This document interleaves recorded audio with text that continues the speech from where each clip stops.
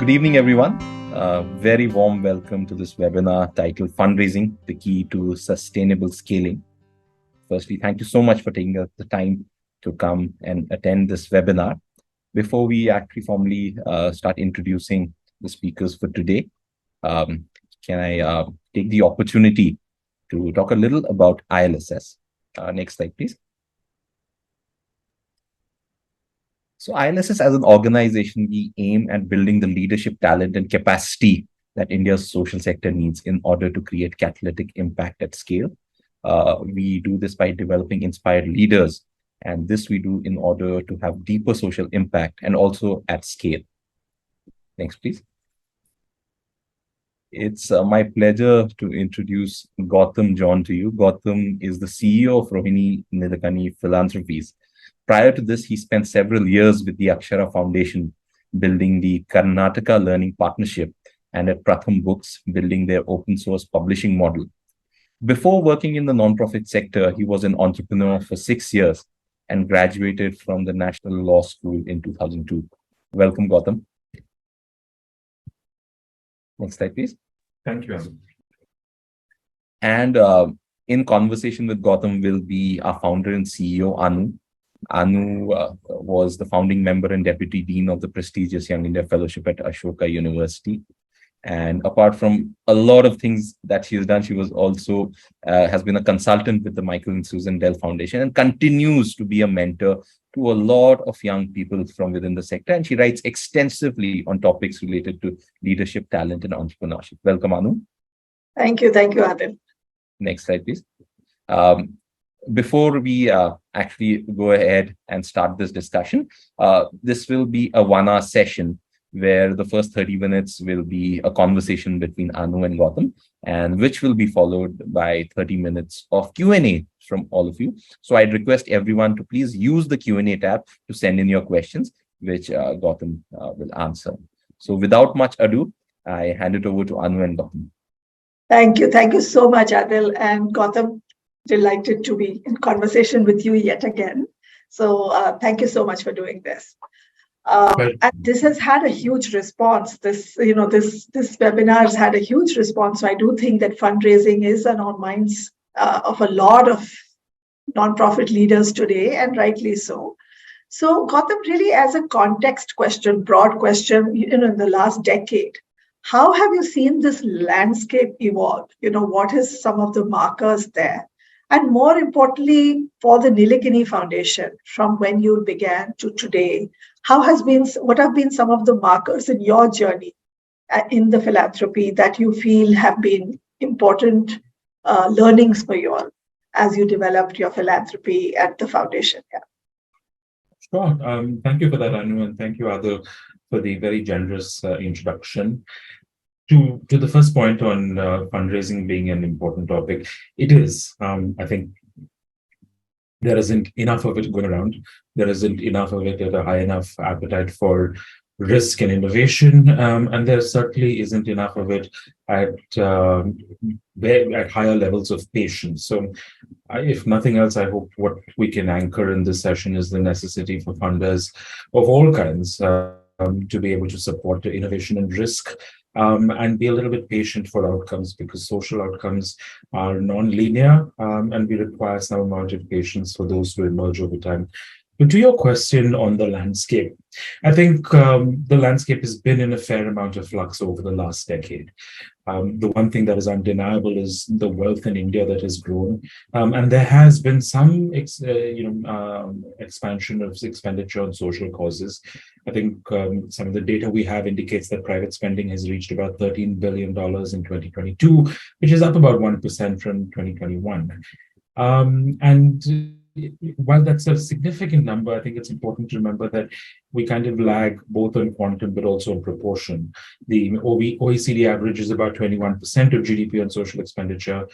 India is about just under 10%, and the Niti Aayog's own target is of 13%. And of this, only 5% is private philanthropy, while the rest is public sector spending.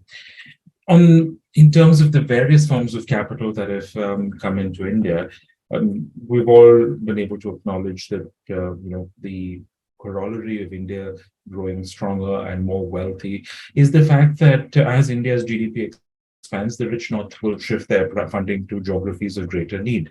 Africa, South America, and there are related regulatory issues as well.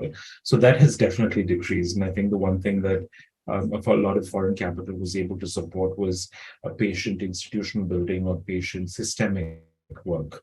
And it's something that Indian philanthropies need to step up to do. The second one is really something that's more recent, right? I think it's the growing size of the problem. While India has been absolutely phenomenal in pulling people out of poverty over the last decade, COVID-19 kind of threw a lot of people, and the numbers are fairly large, back under the poverty line. And to most of us, it's an invisible impact because of the concentrated effects of COVID on the rural population and rural economy. So yeah, what we're seeing in India is that India's most vulnerable are the most vulnerable they have been in decades, despite our immense progress in many fields. Our base physical and digital infrastructure is phenomenal. But really, institutions and individuals with surplus wealth have the opportunity to drive us back on track by giving more, by giving faster, and by giving smarter. So that's broadly the landscape from where we see it. Yes, there's a lot of detail in terms of UHNI giving, HNI giving, CSR giving, but this is a broad landscape of what we see. But Gautam, what about your philanthropy? What has been the philosophy of the Rohini Nilekani Philanthropy, and how has that evolved over time? It's a good question. To acknowledge that the Rohini's philanthropy has existed far longer than the former Rohini Nilekani Philanthropies Foundation has, and over the last 30 years, her philanthropy has kind of evolved through her own story, and she tells it best. But I think, in particular, it's the ability to be able to see change from the vantage point of a social entrepreneur rather than a philanthropy. And Rohini's engagements with Nagrik and with Argyam, etc., have kind of helped us evolve our own thinking from projects to platforms to philanthropies, and to recognize that great outcomes are only possible when great people engage in great work, and that institutions that need to be built rather than projects be funded. So to that extent, at least for the last 20 years, the thing that has underpinned our work is that we're usually one of the first funders to most of our portfolio. We seek to give them, early capital, early in their journey, for them to experiment and de-risk their work, so that later funders might be able to come in. We haven't necessarily changed that approach. However, more recently, we incorporated as a form of Section 8 philanthropy. And it's meant that we have to be extra cautious not to fall into the trap of being only funding later stage organizations that are registered, etc. Because a lot of the work that's valuable is often an individual toiling away. So to find creative ways of being able to support some of that work as well. I think the most significant part of our journey in the recent past has been, the reflections from our partners. One is, how do we enhance core support? And while most of our grants are core support, we've recognized that partners believe that we need to help support organizational capacities as well. In particular, talent comes up so often. And the three other roles that have come up very, very often for us, and we recognize is something that perhaps only philanthropy can support, is really fostering networks and collaborations. Some of this work is deep, meaningful, without immediate returns, and could be seen almost as self-indulgent work, but it's a vital investment to make in supporting civil society organizations to emerge potential collaborations and platforms for peer learning, for all of these things to happen. And I think that's a role that philanthropies need to play more often. We've been consciously doing so. The fourth one is really strengthening engagement, both within the portfolio and across portfolios and philanthropies. And the last one is really to be able to support organizations with more and more specific technology requirements, because that's coming up. Many more organizations seek to engage with technology, but talent is unevenly distributed, and to be able to bridge that gap. Can't hear you, Anu. You're mute. Still mute. I'm actually facing some technological challenges on my laptop. It's continuously switching on and off. So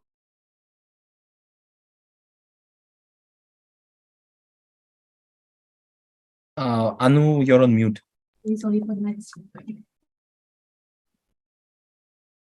You're on mute again. Can you hear me now? Yes. Oh, okay. So I'm sorry, Adil, I'm facing a lot of issues with my laptop suddenly. I don't know what's happening. So it may just completely die on me. I don't know what's just happened to it. But when you talk about being very aware of what are the challenges some of the social purpose organizations face when trying to scale their impact, and like you said, project versus funding versus institution building. So and you mentioned some of the ways of addressing.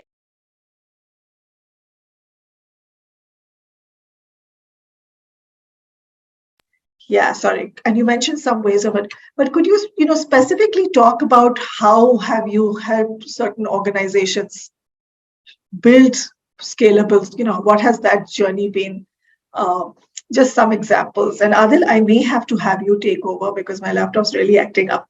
So Sure. if I yell SOS at some point, you might just have to take over. But Gautam was trying to ask you this question. So thank you. I believe our role is of a catalyst. Most of the organizations we support operate in areas that we do not have contextual or proximate knowledge. So our ability to be able to advise or influence is minimal. And so we tend to be very hands-off on programmatic strategic work. What we are able to do because of our networks is really bring some amount of social capital in, learning sessions, connections, that sort of stuff.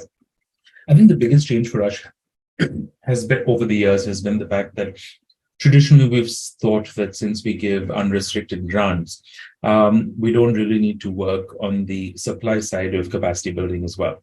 But I think more and more we've realized that that's necessary as well, because unrestricted grants are few and far between. So organizations will tend to be ultra cautious in how they support it. So for our portfolio now, we do a lot more capacity building support independent of that. And are also able to create containers where we bring portfolios together, allies together, and a lot of collaboration and cooperation and co-creation emerges from that. So which is why I was saying, for us, our role is really to be able to bring some of the social capital and networks to the table and create containers where these conversations can happen. And then, the support emerges organically rather than something that is being prescriptive. Absolutely. I want to ask you another question around, relationship building. You've had a high trust approach to, your philanthropy. What would you say have been some things that you have observed that are, strong ways of building relationship with the grantees that you worked with?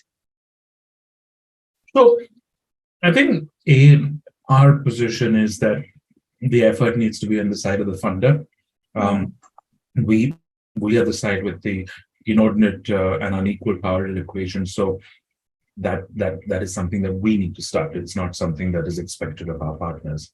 But in particular, I think relationships of trust are fostered and strengthened when there is open communication, when there is transparency on both sides. And when we are both able to think about, the problem we're tackling rather than the quarterly report and the dashboard and things of the sort. So in particular, the conversation that we love to engage in most often, and, from anecdotally, I've heard our partners say the same as well, is that we engage in an annual learning cycle with our partners. What did you do? What was the outcome? What was unexpected about it? What will you do differently? And our hope is that over the 3 to 5 years that we support our partners at the start, that the rate of change of surprise, so to speak, goes down, that they have a better sense of the actors in their landscape, the interactions between these actors, and the incentives, and where their solution or their approach fits in the landscape or the systemic nature of the problem. So trust building for us really is a conversation. As somebody said, your conversations just determine your relationships.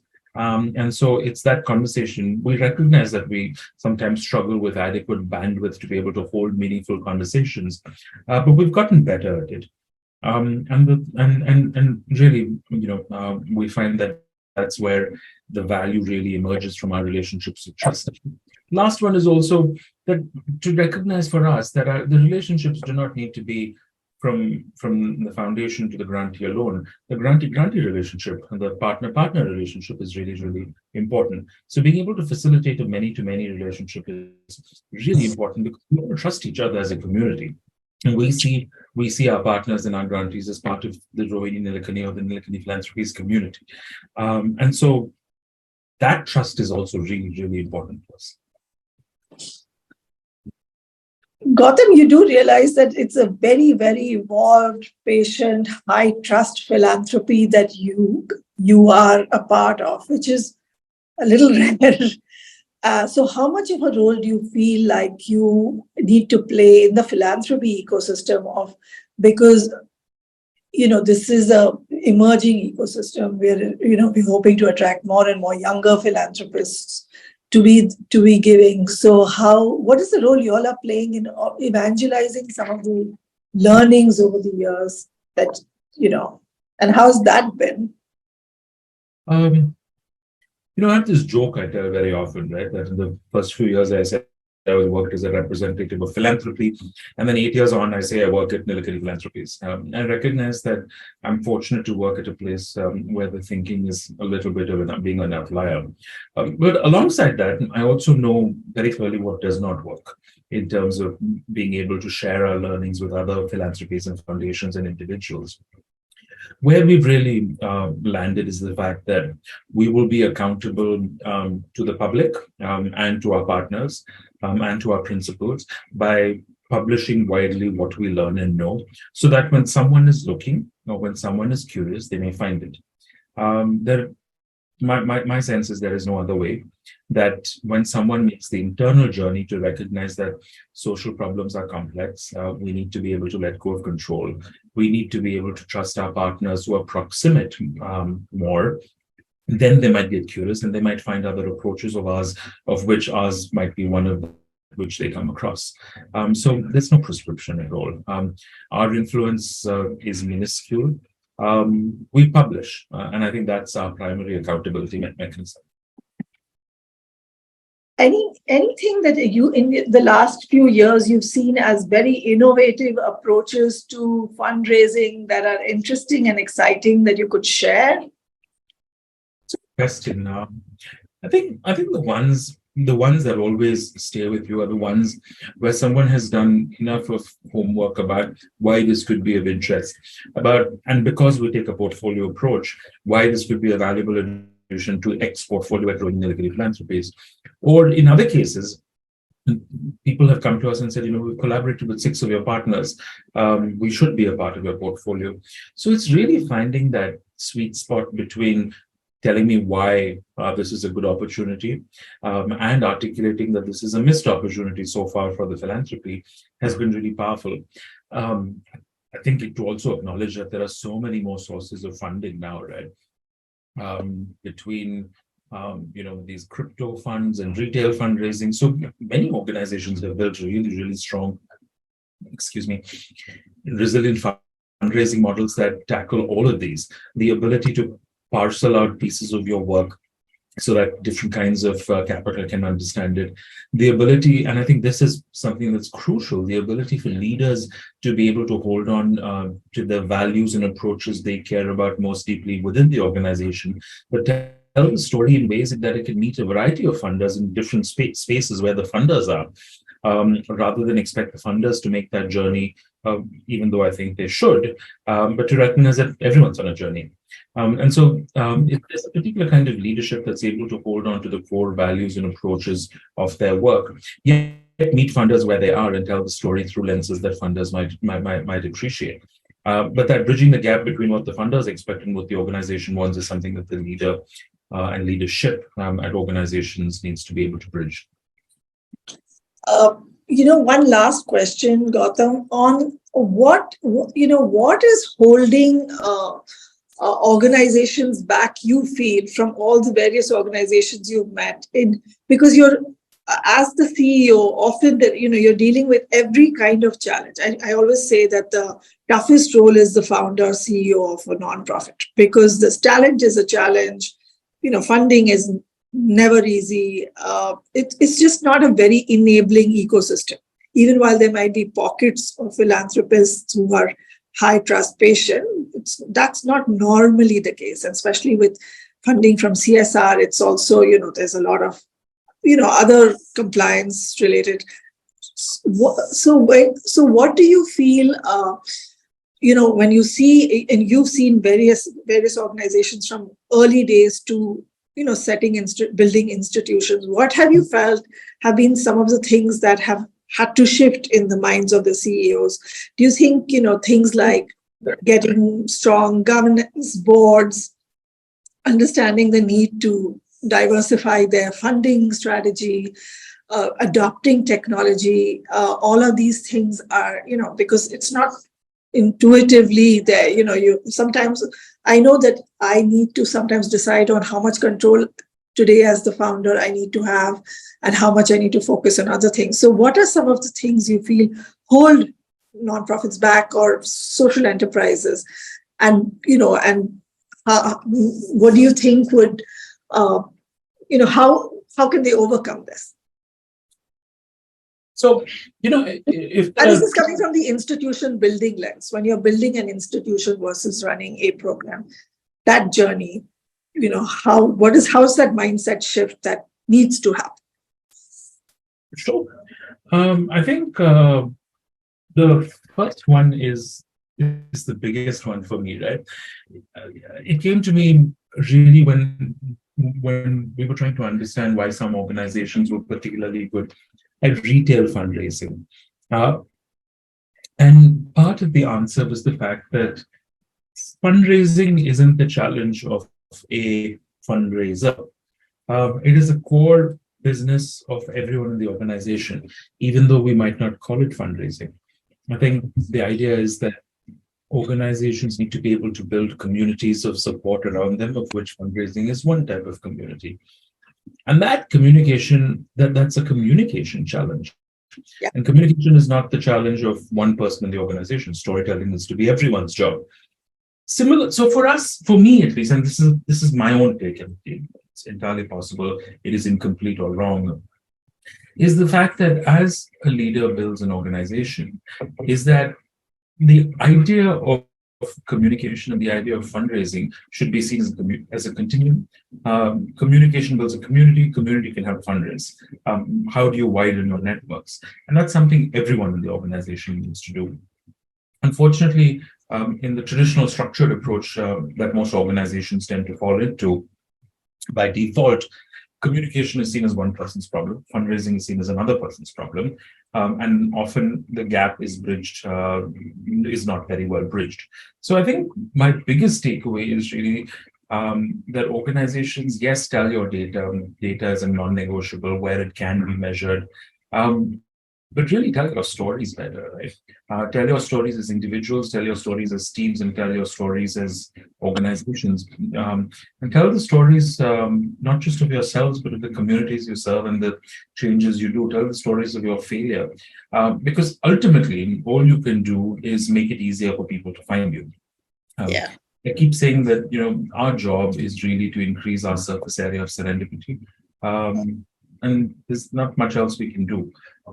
It could sound fatalistic, and I'm sure there are fundraising consultants who have a very structured approach.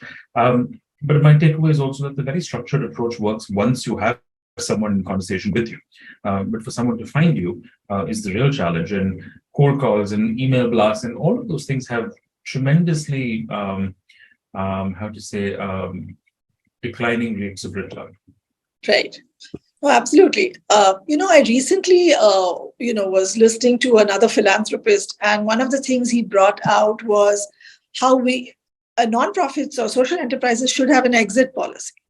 Because if you don't have an exit policy, you're not really solving, right? And ultimately, that's the role we have to play. What is your, how do you approach this? Because it's not, when you're knee deep in the kind of work we are doing, and in India, there's enough and more to be done, maybe for generations to come. But how do you, but it's an important mindset to have, that ultimately, can we exit this, because this problem needs to at some point get solved. So, as a philanthropist, how do you bring that into a discussion when you're talking to the people you're funding? It's a very topical discussion, right? I mean, it comes up within the team very often. At Rohini Nilekani Philanthropies, we're doing this really lovely podcast called Grassroots Nation, which is documenting the stories of some of this country's founding civil society leaders. You'll see Bankar Roy, you'll see, Ashok Khosla, just so many of them. And the thing that struck me was all of them are still at it. Would they be funded by philanthropies today? Because there is no exit strategy, right? But also to recognize that the challenges they chose to work on exist as of today. It's not exactly like they have been resolved or gone away. Rohini often makes this point that she chose to work on water, and she spent 20 years in it and then chose to exit the space, which isn't to say that the water problem has been solved. It's to say that we have an approach. It's to say that we have greater clarity now than we did before. But I fully see the corollary is that we also work with a really young set of founders. All I don't know what comes after millennials, Gen Z, Gen X. Sorry, I have no clue. I'm just here. And so many of them see their role to catalyze either a community or a platform or a collaborative that cares about the problem. And then that leadership is vested in the network. That it's not vested in an individual, that a community or a collaboration or a platform approach is something that they seek to seed and catalyze. And then they no longer need to lead. No one approach is right. I mean, all approaches are valid. I just think that we're seeing the emergence of a new way of thinking among younger CSOs, which also is a little bit of a response to fragmented resources, challenging landscapes to work in. So, in those scenarios, how do we be nimble? How do we build alliances rather than choose to be one large institution? So it's also responding to the existing, carrying capacity of the social purpose ecosystem in India. One last question, Gautam, before I hand it back to Adil for audience questions. Any organizations that you could share that you have been you've seen their journey and their innovation, or the way they built their relationships and grown, that you could share, that we'd love to hear from? It's always good to hear about what. Ashoka University? Yeah, I mean, I keep saying that you all should really write the case study, because everyone seems to think that, and we've chatted about it, right? That Ashoka has the Ashoka fundraising plan has this magic sauce. And while it did have some social capital, persistence makes such a difference, right? And sometimes I'm like, the secret sauce is persistence. It's true of so many things in life. And there are many organizations that do a good job. All organizations in our portfolio have clearly done a good job because they still exist. It would be unfair and incorrect for me to single anyone out. But I think really, for me, and you all are far better placed to answer this and expand on it, is the idea that fundraising is a communications challenge, firstly. Secondly, it is an organizational challenge. It's not one person's problem. And thirdly, there is tremendous value in the power of compounded relationships, persistence. Yeah. No, absolutely. You absolutely. I mean, we in our fundraising program, which is a very successful program, we launched in the middle of COVID. It's on its 7th version now, I think. We have 2 mantras. One is that no doesn't mean no; it means not now. And so keep engaging. And the other is that if you don't ask, the answer is no. So don't be, because I think it's more than anything else, persistence and this continuous engagement, more than anything, it's a mindset shift. Nobody likes to fundraise. It's globally. It's just, how do you overcome that? And when you talk about Ashoka, I was smiling because the idea of the fundraising program came to me because I am from Ashoka University, and from day one, and even today, Gautam, my radar is up when I meet H&I, and sometimes I have to stop myself talking about Ashoka University and talk about ILSS, because we were so geared to talk about Ashoka University. Nobody asked us to, but it was almost like a passion project for everyone in the team. So, this thing about it being a fundraiser's job or a CEO's job, of course it is their job. For sure. And it's definitely 50% of the CEO's job, if not more. But it's everybody's job, because ultimately, if you want to achieve your dreams, you have to raise money. And raising money, there's no other way, right? You could have the best dreams, the best execution. If you don't have money, you just can't do it. So I think I think it's dawning on more and more people. There's enough money in India. I always joke about, it's not a joke, but it's the truth, that all our temples and religious places are showing us that there's a lot of money out there that could maybe come to, organizations doing seminal work. But, and so there is a pie that can potentially move towards the social sector. But yeah, thank you so much, Gautam. And Adil, I'm going to hand over to you for audience questions. Thank you, Anu, and thank you, Gautam. I think that was a lovely discussion. Thoroughly enjoyed myself and so informative. We are now going to get into the questions that our audience has been asking. Very interesting questions. So, Gautam, you need to put your mittens on for these ones. The first question is really a very interesting one. It's a question in the minds of a lot of organizations looking for funding. Right? When organizations approach, funding organizations like yourself, what are some of the things that you're in the lookout for? That, hey, I'm definitely funding this organization. At the same time, what could be some of the red flags, for you to not fund an organization? I can't speak of the red flags because the red flags are usually later. But to recognize that most organizations that are fortunate enough to have capital to be able to disperse as grants or donations receive a tremendous volume of incoming requests. And very often people try and find a way to stand out. So they will use, big words, large graphics, and the converse is actually what's really valuable, right? Tell me why I should say yes to your email, which essentially means that you know what the foundation you're approaching is doing. The BCC email just is impossible to work with. You know what the foundation is doing. You know their areas of interest. You know their other grantees. You know why you think you make a compelling case for why you would be a good fit for them. And then you offer to follow up with more information. Ultimately, it's that, right? My fundamental point of view is that most philanthropies, rather all philanthropies and grant-making organizations, our goal is to say yes to as many as we can, right? But part of the challenge is the top of the funnel is that wide and the end of it is that narrow, and it's not an easy trivial challenge. I worked for nearly a decade in the development sector, and my big takeaway was it's so hard to work with donors and funders to get money out of them. And on this side of the table, sometimes I'm like, it's really hard to get money out of the door as well, which was a bit of a learning for me. So reducing the burden of processing is something that's really valuable, and leading with why we're a good fit. And you have to recognize, something that is hard to see, but something I want to say is that very often people will try and find a way to fit a round peg into a square hole. We fit because ABC. And the truth is, unless it's exceptional, it's not going to work. So you're better off focusing your efforts on foundations that fit better rather than taking this extremely wide approach.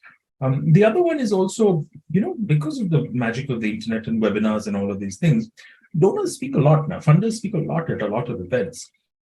trying to figure out what they're saying, what they're interested in, the areas they're focusing on, what strategy they might be taking. You'll find a lot more information right now. Last one is, please don't use ChatGPT to write your proposals and emails. It's really obvious. Sure. Thank you. Thank you for that answer, Gautam. Next question is from Suja Sukumaran. I work for an NGO, but have found that getting the contacts for fundraising and CSR is not easy. What are the recommendations for nonprofits regarding approaching philanthropies for fundraising? How does one get the foot in the door? Whom do we contact? How do we go about it? So I think most foundations now have an email address and that they respond to. Like we will respond to almost every email we get. There are organizations like ILSS, etc., where you might go to for support and capacity building. They'll be able to do things like that. 10 years ago, there weren't as many intermediary organizations, right? It was purely the power of your personal networks that would get you a foot in the door. That's no longer the case. In our case, like if we have to decline an opportunity, people make no bones about writing to Rohini and Nandan saying, but your CEO declined my thing. It happens. And so the information asymmetry is something that has definitely reduced, and something that so many organizations are working on, whether it's Dasra's Giving Time, Convergence Foundation's Accelerating Indian Philanthropy. The symmetry of information is getting better, and I hope that it means that more and more people from outside the known networks will get supported. The last one to get a foot in the door is really peer referrals, and a lot of our partners come via peer referrals. An existing partner says, "Why don't you look at?" And that often carries a great amount of weight.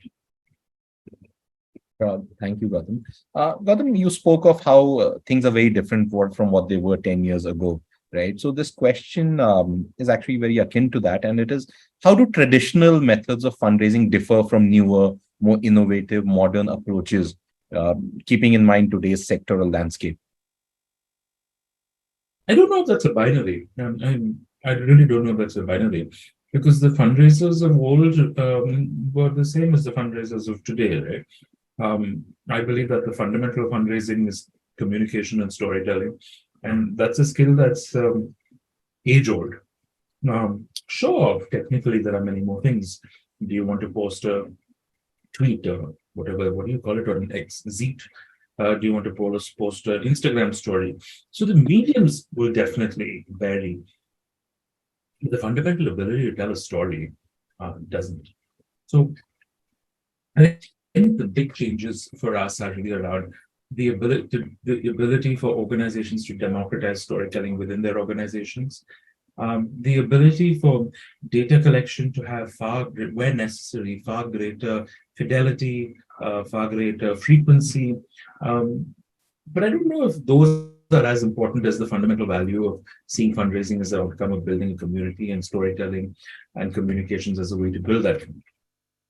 Gautam, I just want to jump in here and share that, about 5 years ago, I'd actually attended a sort of a dialogues around in the social sector around marketing and whether it was a force of good or not. And I was coming in from the private sector at that point. I hadn't really been here that long. And I thought, why was this even a debate? But it was interesting for me to experience that there were people who strongly felt that selling or marketing or, sort of, it was not the way to do it. You do your work, but you don't, and projecting and so on. But for us, and Ashoka was a classic example of the social media story. We never had advertising, but we really put out a lot of our content on social media, LinkedIn, and all that. And even ILSS really. But that journey has also happened. So I do feel like there was a conservative sort of it was another school of thought, which sort of looked down. And today, when we talk to some of our NGOs, younger NGOs, they often ask us for board members who understand branding, marketing, digital, how to put our face forward. And that's an actual requirement people are acknowledging. And I think that's a shift I've seen, that I was surprised wasn't quite there 5-6 years ago, there was at least a debate on whether you should have marketing and branding. Was now clearly NGOs are asking for it. So I think it's great. We have a fundamental pillar in this. We call it humble, not modest. Yes. We have immodest ambitions, but are humble in our approach. Similarly, we are not modest about asking for money, but we can be humble in our approach. I can see how that has had to evolve over time. The idea of dana, all of those things, right? But no, and more importantly, I think the value of branding and marketing and storytelling and communications isn't just about money. It's about leadership. How do you attract new people to your cause? How do you find your next line of leadership? How do you create opportunities for people to engage with you in non-monetary terms? How do you, and remember, none of this is being done for ourselves. We're doing this on behalf of communities we seek to serve. So the value underlying all of this and the principles underlying all of this are sacrosanct. And I firmly believe in the ability of leadership to negotiate that. Adil, I just want to ask one more quick question, if you don't mind. I'm being a little high. Please go ahead. Gautam, have you worked with, you've worked with many organizations, but have you ever worked on the area of succession? I know I'm digressing, but is that something that's come up in any of your portfolios, or you don't believe in going there? No, it's not something that's specifically come up, but we've now seen several cases of leadership transitions that have gone awry. And I think it's something that we have talked about internally, and in particular to recognize when it's a founder leader that's transitioning, that inflection point is not merely a milestone on that organization's journey. It is likely the start of an entirely new journey. Right. And so to treat it accordingly so that the preparation for that transition is not 2 months, it's perhaps 2 years. In particular, to recognize that founder leaders will often mold an organization in their own image. And when the next leader comes in, that there could be several points of disconnect. And so that preparation needs to take time, which also means that donors need to be able to fund multi-year to support all of these transitions. But broadly, on transitions, we haven't seen very many of them, but for the ones that we've seen, we recognize that in particular where it's founder CEOs that are transitioning, there needs to be a lot of work done to align the organizations to values around the institution rather than around the leader alone. Yeah. Thanks, Anu. Thanks, Gautam. Next question is very interesting. Bhavani Kumaran says, almost all the second line leaders in my organization are below 35. How do we, as a relatively younger second line, go about building community for fundraising and building capacity? Right. My answer would be obviously join the ILSS fundraising program. But yeah, Gautam, your take on this. I think a lot of it will be around the culture at the organization. Is fundraising seen as a separate thing that only some people need to do, or is fundraising seen as core to the leadership journey and the leadership across the organization? Is communication seen as the communication team problem, or is communication seen as the way we operate? Is communication within our organization as much as it is outside?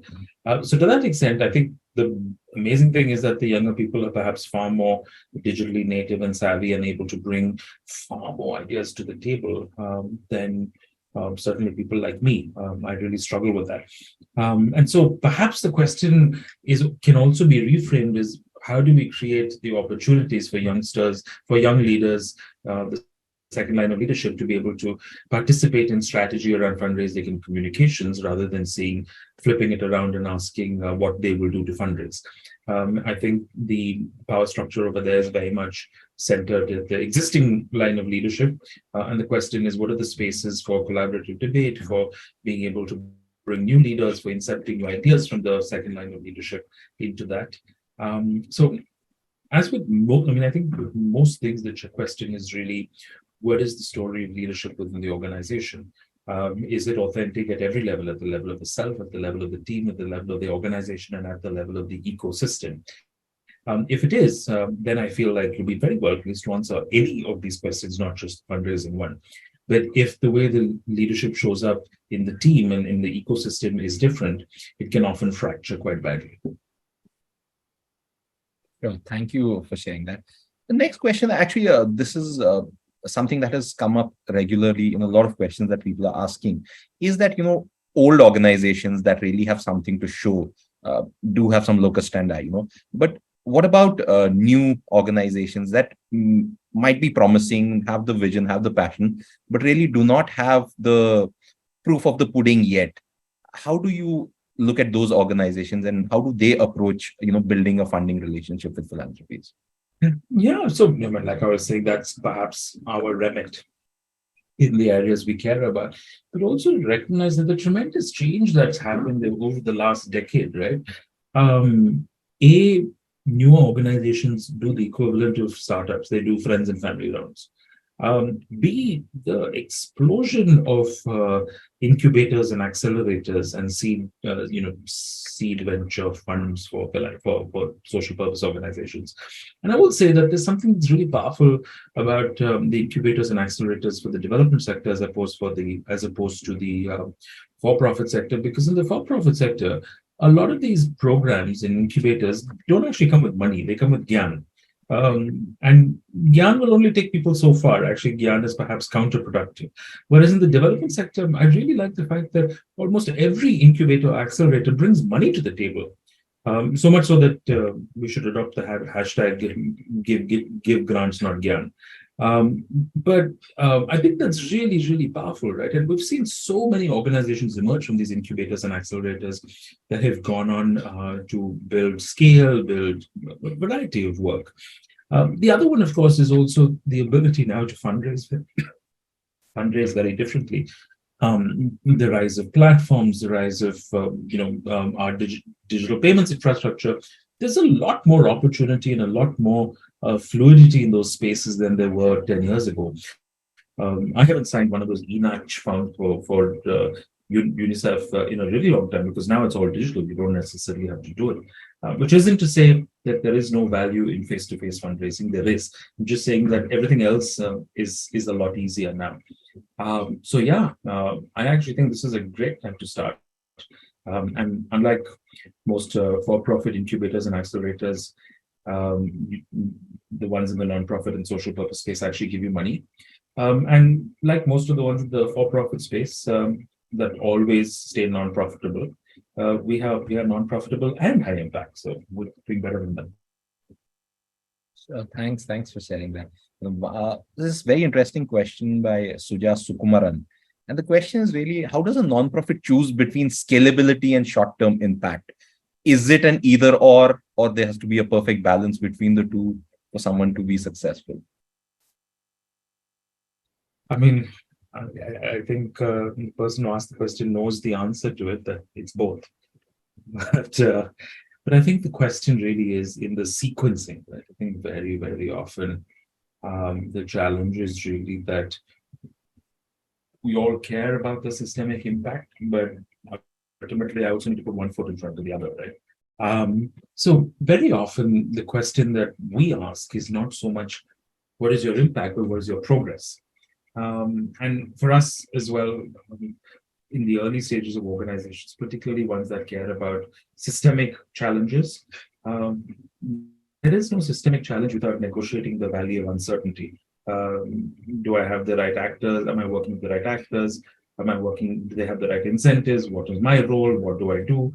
So being able to see the landscape for yourself and for your donors, just to figure out that, hey, we kind of know the big picture. B, we kind of know who the actors are. We kind of know how they interact with each other, and we know everyone's incentives. And while we might be doing a tiny part of this large map, we are cognizant of the larger landscape. So the goal is to be able to put every step you take for immediate progress in context. There's no guarantee that the larger systemic change will happen, but the goal is really for us to be able to give ourselves and our teams a sense of direction and purpose, while being cognizant of the larger map in which we play, and to recognize that the map is incomplete. It is our journey that fills in the blank. Thank you, Gautam. One more question. What would you have any advice for nonprofits working in the access to justice space on fundraising? Mm-hmm. There's a notion that, CSR shy away, quote unquote, shy away from, funding human rights, social justice. So I think there are two parts to it, right? One is to recognize that a rising tide lifts all boats. That the issues of rule of law, the issues of justice, are not for them; they're for us. Many years ago, a disability rights activist told me this thing, which I found really, really powerful. He said that the reason we should make our cities and our schools and our institutions and our public transport disabled friendly is not because they are the disabled and they require equal access. He was like, every person will be disabled to varying degrees at some point in time in their life, either because of age or because of some sort of degradation or because of an accident. And there is a case for society to prepare for those eventualities for everyone. Similarly, with issues of rule of law, should corporates care about rule of law? Of course they should. I mean, certainty of contracting is something that is very, very valuable. I think the challenge also is over here is that sometimes we see this as an adversarial kind of relationship, and it isn't. I think there are many ways to be able to support work around improving access to justice, about improving rule of law, that are fairly secular and systemic, as well as work that is targeted, supports the vulnerable, supports the marginalized. But I think most importantly is the fact that I think we believe that the act of giving must not just change the recipient or their communities, it must change the giver. And that conversation is something that only social purpose organizations can have. By reporting on your impact, 30 under trials out of prison, reduces the ability for the people who gave you the money to imagine the change in human lives that they have caused. So that conversation is something that we really need to build, because if we're able to change the people who give the money, if we're able to expand their ambit, their worldview, their consciousness, the very act of them giving will get them to give more, will bring their friends in. And I think that is our role as people who also straddle the social purpose organization universe, to be able to tell the stories that allow people to see themselves in it so that they might be able to support it as well. Thank you. Thank you so much, Gautam. Gautam, last question, I promise. And this question is really, we cannot stress enough on the importance of being able to tell your story well, right?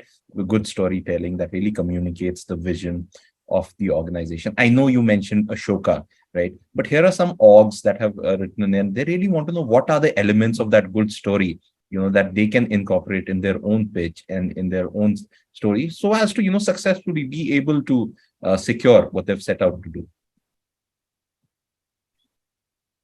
I don't have an answer, but I do have a direction. A, it should be authentic. B, it should be from every level of the organization. And C, there should be a cadence. I think some organizations are good at two of these three, some at one of these three, very few at all of these three. And I think the important bit for me is really the fact that you're periodic about it, not every week, but every quarter, some periodicity, because like Anu said, well, 3 months ago, I might have said no, it might have just been the wrong time. So that's really, really important. It's an investment of time, I agree. But at some level, it's really the work that we need to be able to do, right? To give the holders the capital, the ability to see themselves in this work, to be able to see why this is important, or to find them at the moment in time when they're saying, "I wish I could," and then your inbox turns up, your email turns up. So you don't have to be exhaustive. I mean, nobody's going to read a 2,000-word email, but something that's regular, something that tells the stories from all levels of the organization, and something that tells a variety of stories is about all we need. Anu, you wanted to say something? You wanted to add? Been dying to say something. So Gautam, actually, it's very interesting that it was Rohini who actually coined the whole Samaj Bazaar Sarkar as a narrative for the importance of the interplay between all three. And I always keep thinking about different societies, and in my head, I'm like, okay, here Bazaar is really uppermost, and maybe then some Sarkar and then some Samaj. But ideally all three. So just can you elaborate along, because that's the underpinning a lot of in the way you all see the role of civil society as a key pillar for well-being. So just a little bit for the audience, could you talk a little bit about the Samaj Bazaar Sarkar and how you all we don't see Samaj as a key pillar. We see it as the foundational pillar.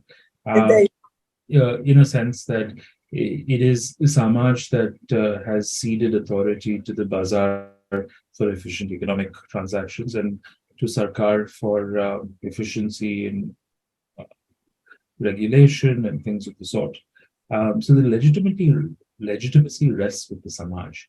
We also see that, at least our point of view is that it is only Samaj that has the legitimacy to be able to rethread the fabric between the three, right? Because these institutions, these structures were created for the. Did my video freeze? Yes, it has. At what point did it freeze? No, but you were in the middle of saying something. Oh, okay, sorry, it froze for a minute. No, so I was saying that the idea is that it is Samaj that has the primary place in this structure and has created the markets and the state for its own benefit and efficiency.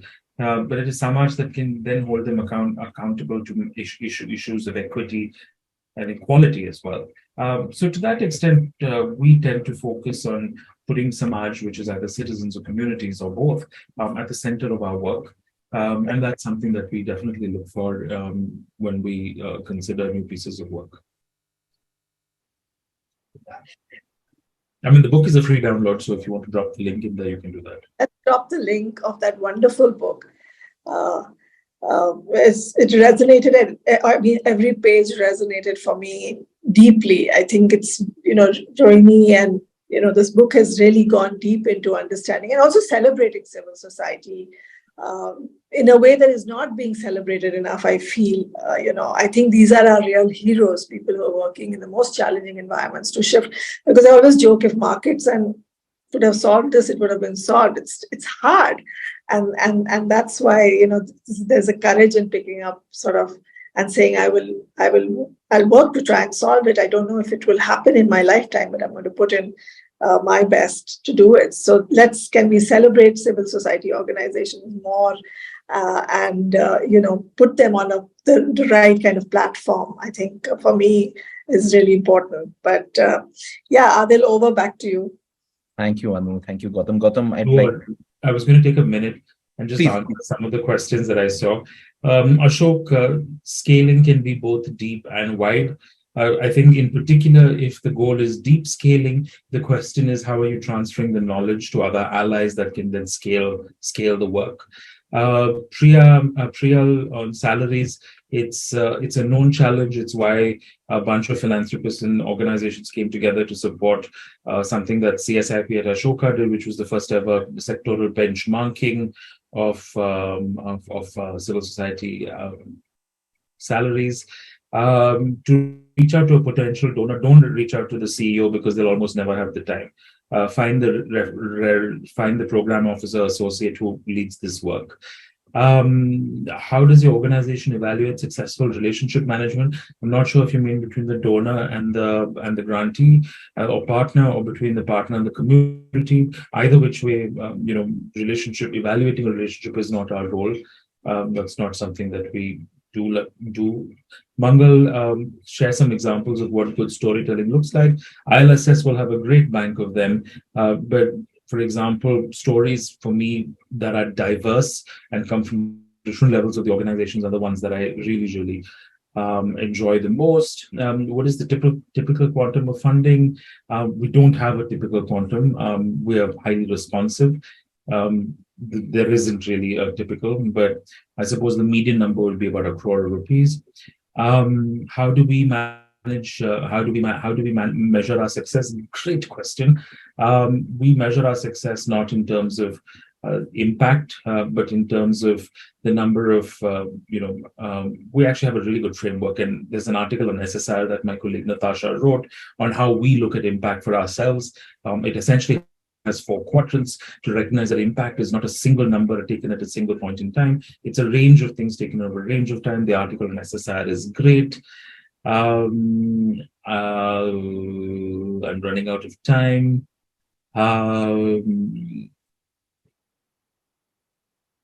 That's fine. We have a minute. Hand it over back to you. Thank you so much, Gautam. We would like to express immense gratitude to you for taking the time out and patiently answering all the questions. Thank you so much. Always look forward to your questions are great, and as always, we never have enough time to do this. So maybe someday we'll be able to do this in person. But also just to recognize that the task of getting the foot in the door is only the first thing. There's a fair amount of rigor and process that you can apply once you have the foot in the door. And while we didn't discuss any of it this time, I'm sure the ILSS team has lots of resources and advice and inputs to provide on how to manage a relationship with the donor, how not to overwhelm them. But I'll leave it up to you. So thank you, Anu. Thank you, Adil. Need in a version 2 of this conversation. I mean, just because there's so much left to still answer and unpack. So. Yeah. And thank you to all of you who showed up.